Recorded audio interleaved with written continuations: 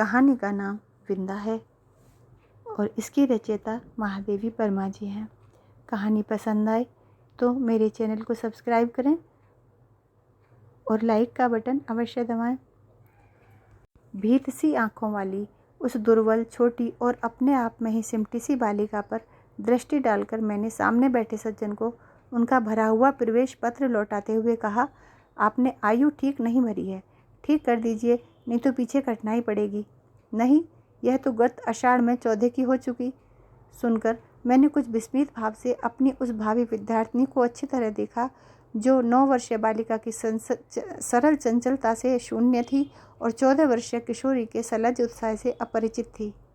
उसकी माता के संबंध में मेरी जिज्ञासा स्वगत न रहकर स्पष्ट प्रश्न ही बन गई होगी, क्योंकि दूसरी ओर से कुछ कुंठित उत्तर मिला।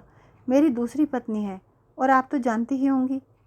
और उनके वाक्य को अधसुना ही छोड़कर मेरा मन स्मृतियों की चित्रशाला में 2 युगों से अधिक समय की भूल के नीचे दबे बिंदा या बिंदेश्वरी के धुंधले चित्र पर उंगली रखकर कहने लगा, ज्ञात है, अवश्य ज्ञात है।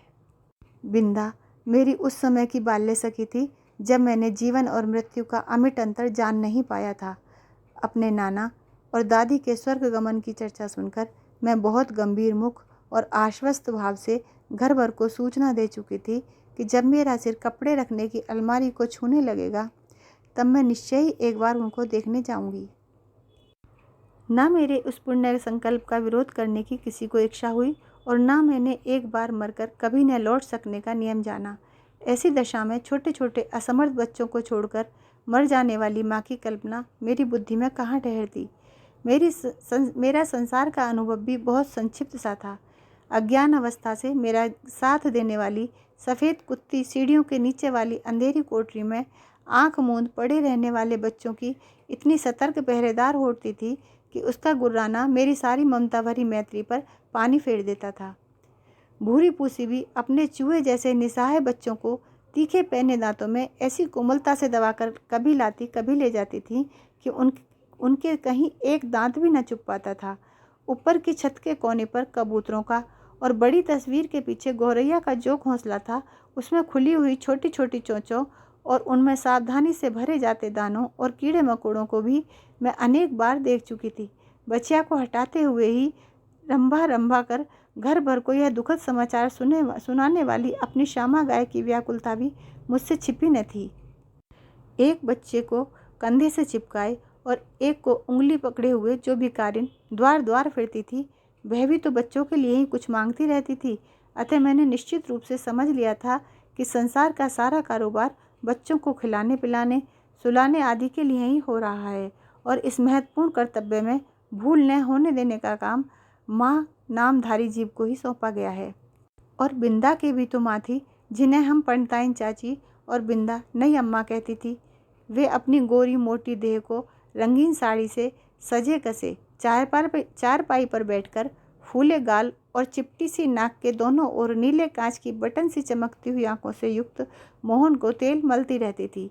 उनकी विशेष कारीगरी से संवारी पाटियों के बीच में लाल स्याही की मोटी लकीर सा सिंदूर, उन्नीदी सी आंखों में काले डोरे के समान लगने वाला काजल, चमकीले कर्णफूल, गले की माला, नकदार रंग बिरंगी चूड़ियाँ और घुंघरूदार बिछुए मुझे बहुत भाते थे, क्योंकि यह सब अलंकार उन्हें गुड़िया की समानता दे देते थे। यह सब तो ठीक था, पर उनका व्यवहार विचित्र सा जान पड़ता था। सर्दी के दिनों में जब हमें धूप निकलने पर जगाया जाता था, गर्म पानी से हाथ मुंह धुलाकर मोजे जूते और ऊनी कपड़ों से सजाया जाता था और मना कर गुनगुना दूध पिलाया जाता था, तब पड़ोस के घर में पंडिताइन चाची का स्वर उच्च से उच्चतर होता रहता था। यदि उस गर्जन तर्जन का कोई अर्थ समझ में न आता तो मैं उसे शाम के रंभाने के समान स्नेह का प्रदर्शन भी समझ सकती थी, परंतु उसकी शब्दावली परिचित होने के कारण ही कुछ उलझन पैदा कर देने वाली थी। उठती है या आऊँ?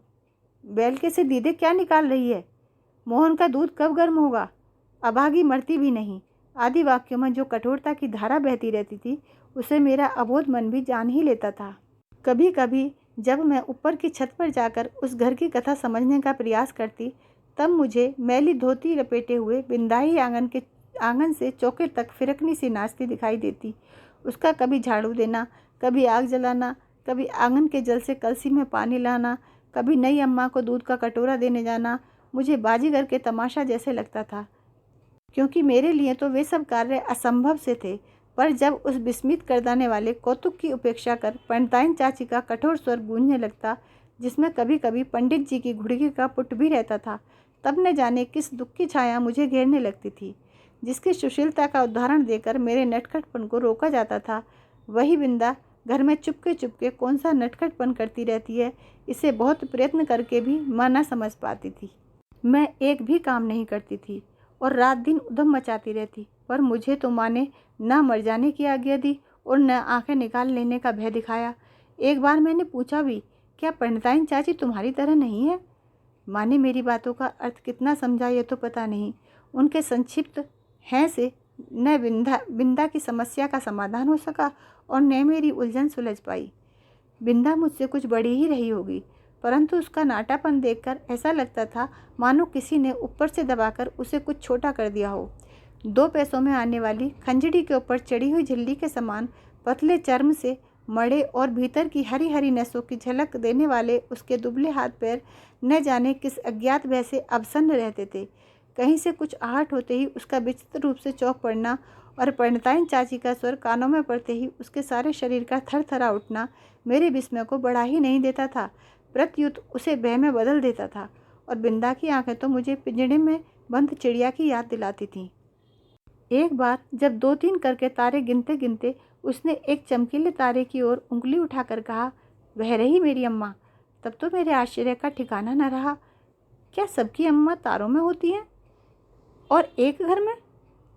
पूछने पर बिंदा ने अपने ज्ञान कोश में से कुछ कण मुझे दिए और तब मैंने समझा कि जिस अम्मा को ईश्वर बुला लेता है वह तारा बनकर ऊपर के बच्चों को देखती रहती है, और जो बहुत सज धज कर घर में आती है वह बिंदा की नई अम्मा जैसी होती है।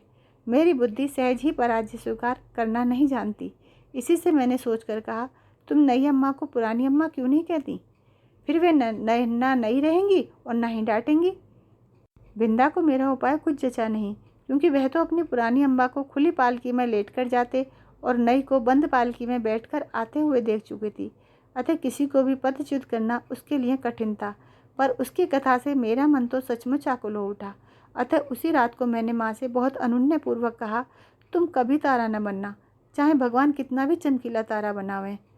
माँ मेरी विचित्र मुद्रा पर विस्मित होकर कुछ बोल भी न पाई थी कि मैंने अकुंठित भाव से अपना आश्चर्य प्रकट कर दिया। नहीं तो पंडिताइन जैसी नई अम्मा पालकी में बैठकर आ जाएगी और फिर मेरा दूध, बिस्कुट, जलेबी सब बंद हो जाएगी और मुझे बिंदा बनना पड़ेगा।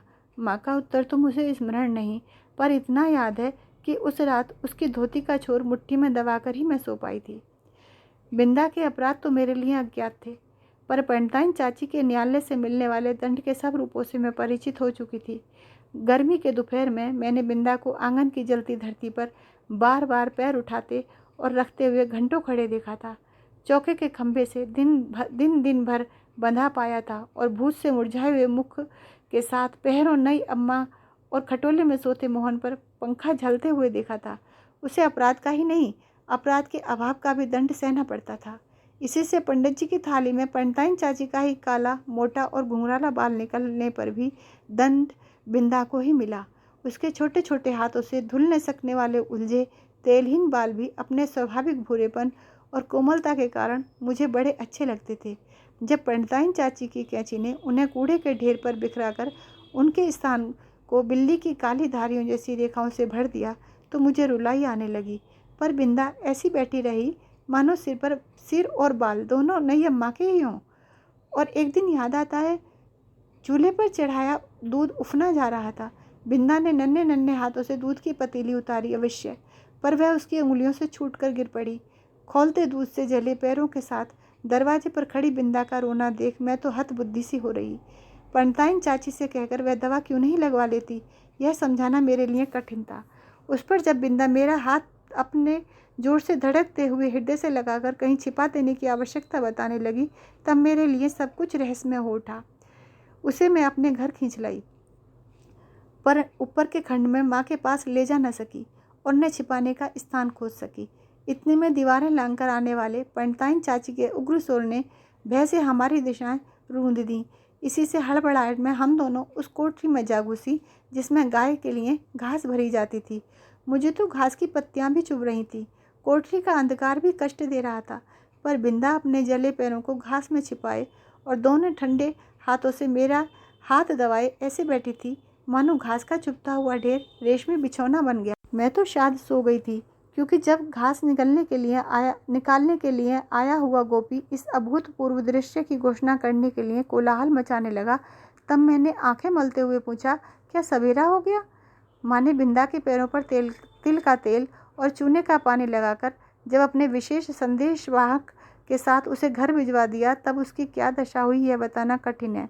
पर इतना तो मैं जानती हूँ कि पंडितानी चाची के न्याय विधान में न क्षमा का स्थान था, न अपील का अधिकार। फिर कुछ दिनों तक मैंने बिंदा को घर आंगन में काम करते नहीं देखा। उसके घर जाने से माँ ने मुझे रोक दिया था, पर वे प्रायः कुछ अंगूर और सेब लेकर वहाँ हो आती थी।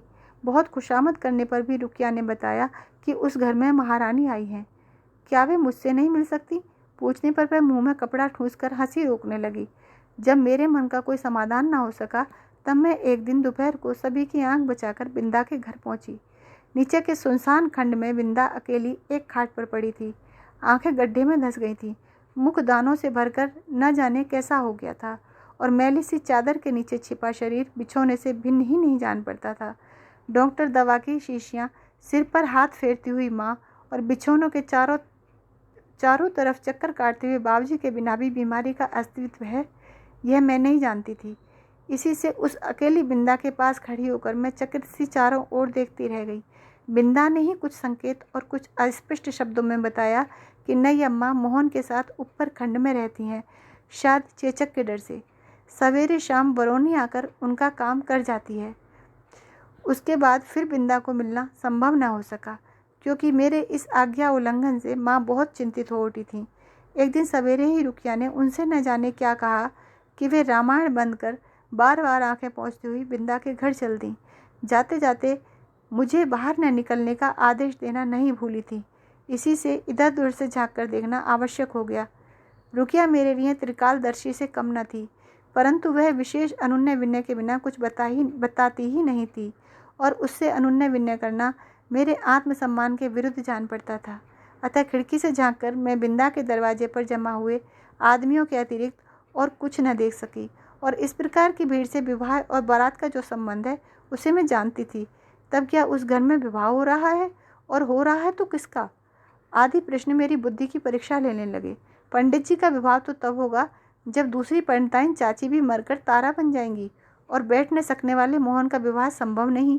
यही सोच विचार कर मैं इस परिणाम तक पहुंची कि बिंदा का विवाह हो रहा है और उसने मुझे बुलाया तक नहीं।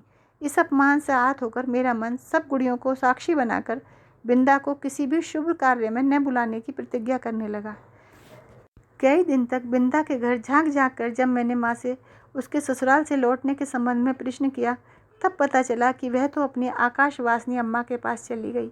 उस दिन से मैं प्रायः चमकीले तारे के आसपास फैले छोटे तारों में बिंदा को ढूंढती रहती, पर इतनी दूर से पहचानना क्या संभव था? तब से कितना समय बीत चुका है, पर बिंदा और उसकी नई अम्मा की कहानी शेष नहीं हुई। कभी हो सकेगी या नहीं, इसे कौन बता सकता है। कहानी सुनने के लिए बहुत बहुत धन्यवाद।